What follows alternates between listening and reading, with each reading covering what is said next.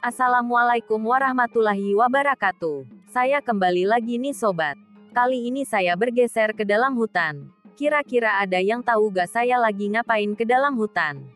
Pasti kalian mengira saya mau ketemu Tarzan, iya kan? Iya, kalian tepat sekali.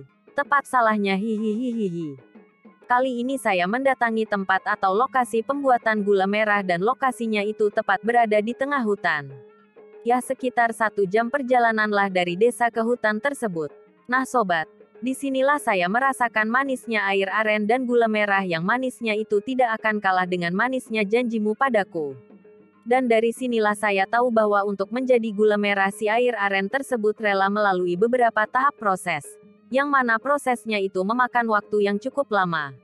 Meskipun proses tersebut memakan waktu yang cukup lama dan si air aren tersebut sudah tidak terlihat lagi, akan tetapi rasa manisnya itu tetap ada pada si gula merah. Nggak kayak kamu manisnya cuma di awal doang. Keterangan yang saya dapat dari si pembuat gula merah bahwa selain air aren dibikin gula merah, ada juga yang khusus membuat tuak pahit atau balo.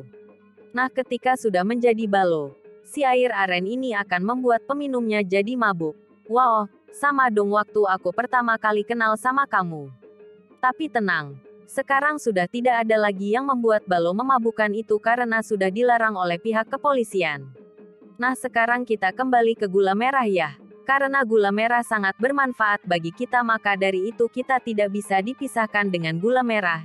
Cukup hanya aku dan kamu yang berpisah. Perlu sobat ketahui bahwa meskipun gula merah itu manis tapi dia nggak pahit loh. Kenapa dia nggak pahit? Iya, karena dia sudah manis. Sebenarnya saya juga manis sih, tapi saya nggak bilang-bilang aja karena takut dikira sombong. Karena sombong itu sifatnya iblis dan iblis itu dilaknat oleh Allah. Jadi apa hubungannya gula merah dengan iblis? Jelas nggak ada hubungannya karena yang punya hubungan itu aku dan kamu. Cie cie cie. Jadi lihatlah air aren meskipun dia menjadi gula merah akan tetapi dia tetap manis kayak aku. Nggak kayak kamu, abis manis sepah dibuang. Kok aku jadi curhat ya sobat? Tapi sudahlah. Jadi kita kembali lagi ke gula merah. Gula merah tercipta dari air aren, sedangkan untuk mendapatkan air aren tersebut si pembuat gula merah harus memanjat sekitar 8-10 meter tingginya. Coba bayangkan kalau terjadi hal-hal yang tidak diinginkan. Dan tidak sedikit yang meninggoy karena kecelakaan jatuh dari atas pohon aren. Meskipun kerjaan mereka sangat beresiko, tapi mereka rela melakukannya sepenuh hati demi menghidupi keluarga kecilnya. Jadi di balik manisnya gula merah ada nyawa yang terancam. Meskipun begitu mereka tetap bahagia dan tetap menjalani aktivitasnya itu dengan penuh syukur.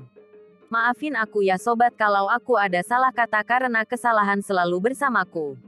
Oke, terima kasih sobat sudah menonton video ini, semoga kalian semua selalu dalam limpahan rahmat dan lindungan Allah Subhanahu wa Ta'ala, amin. Jangan lupa subscribe, like, komen, dan share ya. Assalamualaikum warahmatullahi wabarakatuh. Dadah.